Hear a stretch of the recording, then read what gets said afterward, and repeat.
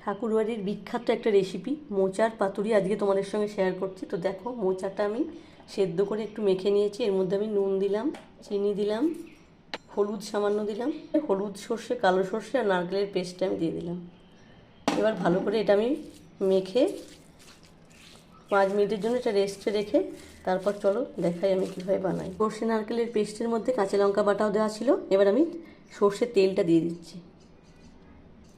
দেখো, এবার পাতুরিগুলো আমি কলা পাতার মধ্যে দিয়ে দিচ্ছি। কলা পাতাটা তো আমি আগে তোমাদের পাতুরি বানানোর সময় দেখিয়েছি যে এটা ময়েশ্চারটা কীভাবে বের করতে হয়।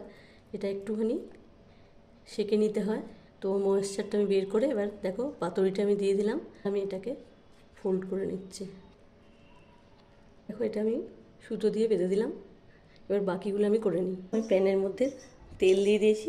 এবার এগুলো আমি দিয়ে ঢাকা দিয়ে দেবো।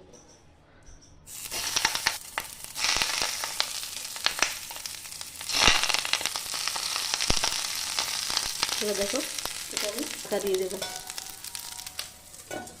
কিছুক্ষণ পর এগুলো আমি উল্টে দেবো একবার। একদিকটা আমার হয়ে গেছে, আরেকটা দিকে আমি উল্টে দিচ্ছি। দেখো, পাতুরিগুলো আমার একদম রেডি হয়ে গেছে। চলো এবার আমি এটা নামিয়ে দিই। এটা চলো একটু আমি টেস্ট করে দেখি। আহা, দারুণ, অসাধারণ হয়েছে, দারুণ।